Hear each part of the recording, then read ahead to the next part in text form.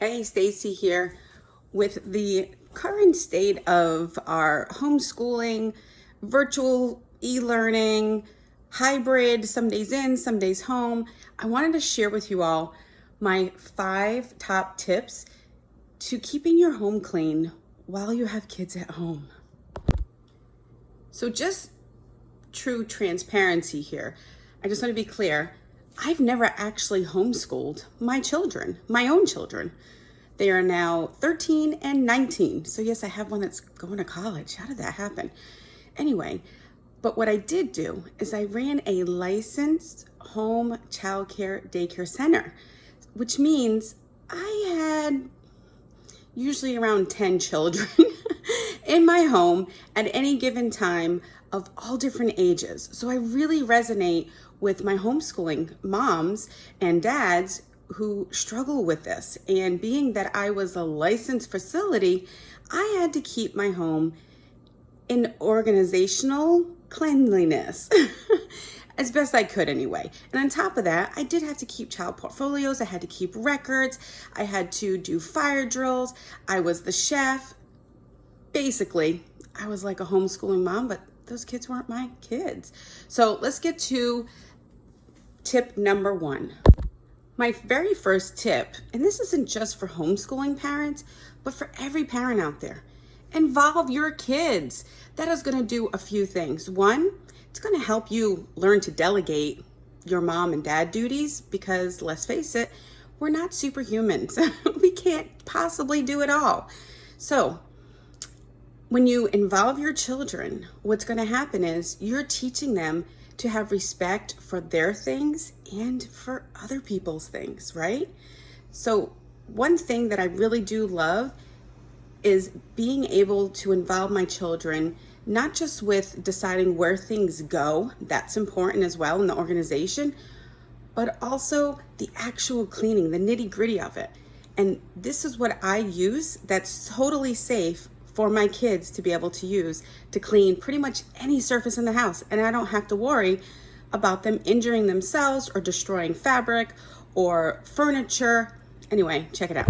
So here's my absolute favorite, and as you can see, I've gotten a lot of use out of it. This is the Get Clean Basic H Organic Super Cleaning Concentrate. And I'm going to show you what you can make out of this. First of all, it has over 1,000 uses. But the first thing is window cleaner. We all have windows, we have mirrors, we have glass. We need to clean.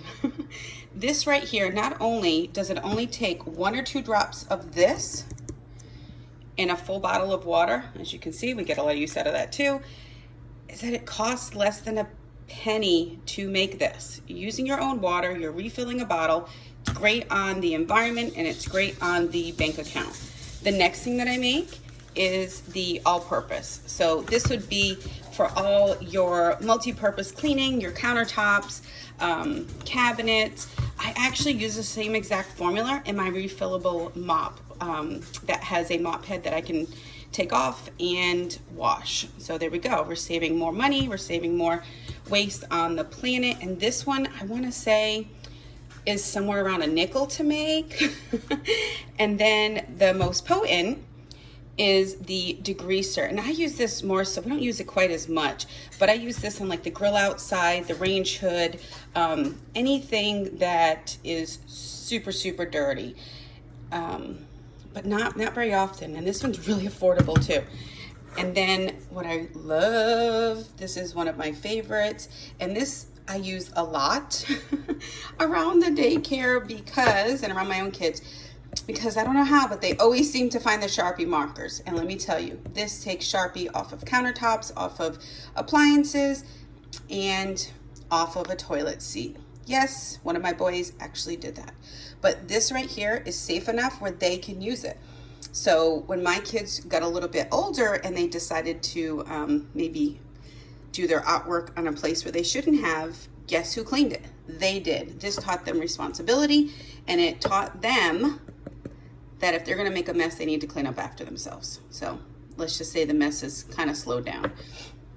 And then the other thing, and this is for your older kids or maybe your younger kids that really like to wash dishes, is our liquid hand wash concentrate. So this only takes a few drops in a whole sink of water, a little bit on a sponge or a cloth. My kids are obviously teenagers, so they've been doing dishes now for, I don't know, 5, 10 years. I'm not going to say they clean them the way I do, but we use this for the things that we don't put in the dishwasher, like pots and pans, or maybe any of china that I don't want to go in the dishwasher and get chipped or anything. But in the dishwasher, there's actually a powdered form of this that has none of those nasty chemicals. And I just want to point out the reason that I actually looked into this and switched to this is because my oldest is ADHD and Asperger's. And I did some research and found out that once you switch out some of your cleaners and get rid of some of those environmental toxins, their symptoms are actually worse. And our symptoms are actually better. And guess what? His symptoms did get better, a lot better. He was able to focus. He was able to just control his behavior and his compulsiveness so much better. And asthma and eczema went away. Cannot forget our Basic G. Basic G disinfects, cleans, and deodorizes. And this is not the new packaging. We have something now called Basic G Plus, which this has always killed more than Clorox bleach, Lysol, pretty much anything else that's on the market. And it's much, much safer. Here's the little spray bottle. But now the Basic G actually kills even more, to include, yes, the COVID-19. So this is a must-have.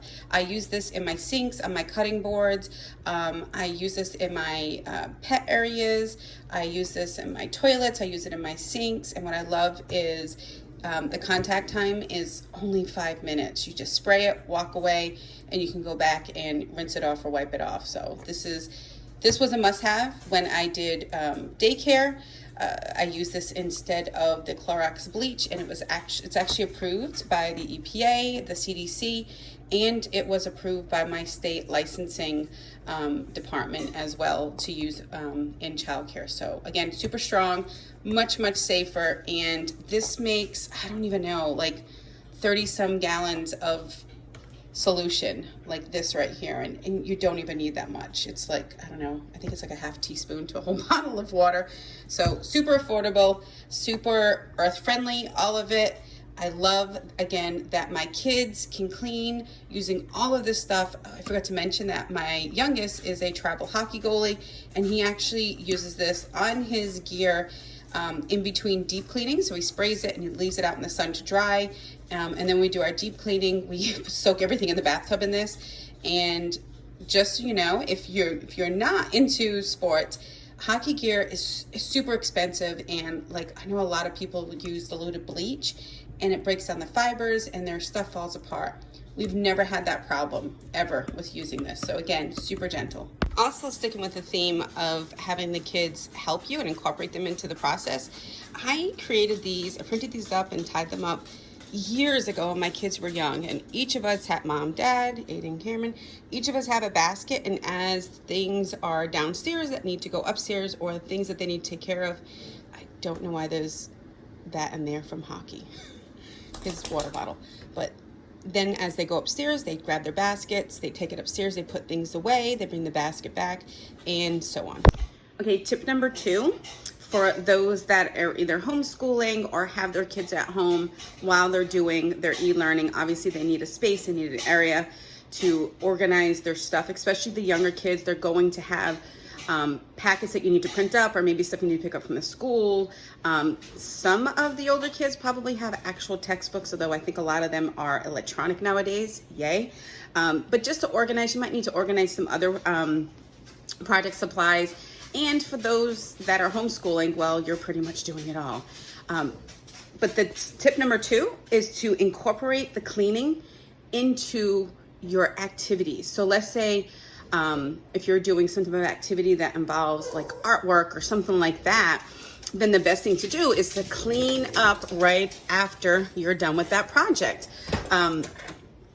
Doing that and making sure that everything is labeled, you know, especially the art stuff. I found my years of doing daycare, having things labeled with pictures really helped to make sure that the kids knew. And it honestly got to the point where the kids could do most of this on their own, and I was just a facilitator.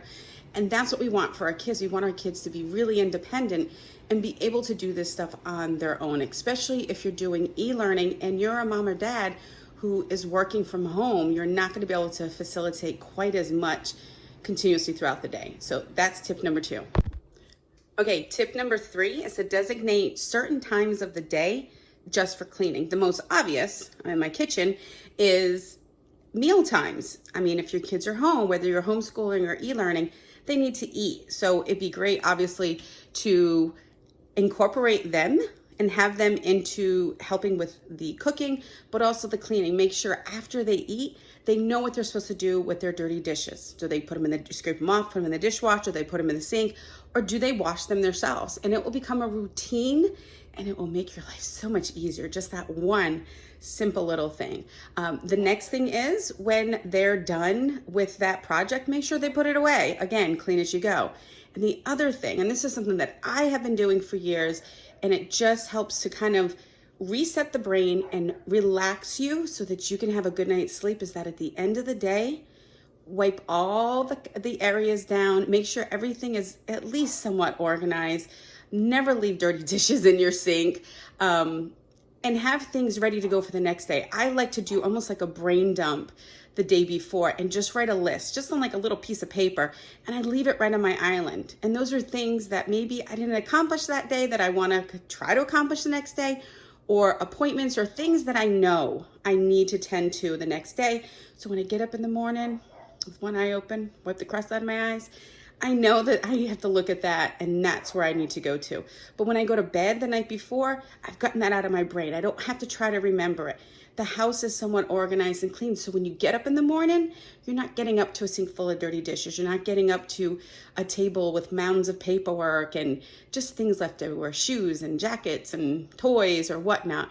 And again, make sure you incorporate your kids in this process, because then it will become a routine for them as well. Okay, and my tip number 4 is to have a schedule, have a chore chart for you and for your kids. And I'm actually going to give you this free resource. You can download it, you can print it up. And I love this because, let me flip this, because you can put each child's name here, or a family member's name here. You put down the chores that you want them to do, and then you check off which days you're supposed to do it. This helps not only with making sure your kids are involved and you're teaching them responsibility, but checking things off the list and getting them done, it just really makes you feel good, right? So if it makes us feel good, it's going to make our kids feel good too. That sense of accomplishment, that sense of belonging, that sense of participating, and it just makes things so much better. Okay, tip number 5, my last tip. Yeah, I'm glad it's hidden. Purge and organize your homeschooling or e-learning supplies on the regular, meaning you might have to look at it daily, weekly, monthly. For younger kids, it's really fun to do a seasonal purge and just change out certain things for the season. So, you know, the beginning of school year to me always indicates fall. That's one of my favorite seasons. So I like to kind of decorate and put things out that are fall themed, and going to like the dollar store or the Target dollar section are great areas to find cute little things. You can find little buckets, little bins, little placemat, just things to kind of spruce things up. And changing things out just gives this sense of moving on to the next season in life, right? For the kids, especially for the kids, they know what to expect next and they look forward to it, and it makes things fun. So those are my tips for how to help keep your house clean. And guys, I want to point out that the biggest thing is to have realistic expectations. If you are expecting to have a magazine home model worthy home at all times, when you have multiple kids, multiple ages, and maybe you're working while your kids are e-learning or homeschooling, you are absolutely setting yourself up for huge stress and failure. So be realistic and know that this time, and I'm speaking from, I'm gonna try not to cry, but I'm speaking from a mom who has kids that are almost done. I mean, like I said, I have one that's in college. And enjoy this time. Make sure you're interacting with them throughout the day. Don't just make it about next, next, next, next. Enjoy it. Get out in nature. Do things together. And depending on where you are, go out on field trips. You can absolutely do learning while you're out in your community. One example, when my kids were really little, we'd go to the grocery store and we did math. We did math by counting the fruits and the vegetables that we were putting in the bag. We would learn how to weigh things, take things away. We were learning adding and subtracting. So that's just one example of how to get out there and try to enjoy it. And actually, this is another tip. Make sure that you're connecting with other moms or dads that are in the same situation as you. You know, you're going to want a support system, even if it's just to call that person up and just kind of like lay it out and just get the stress off your shoulders and know that somebody else is going through the same thing. And maybe they have more tips for you. So that's what I have to share with you. I hope that this was helpful. And as a little bonus, I would like to give away a raffle prize. So in the comments, I want you to post a picture of one of the areas in your home that you know you need to work on. And I'm going to pick a prize winner.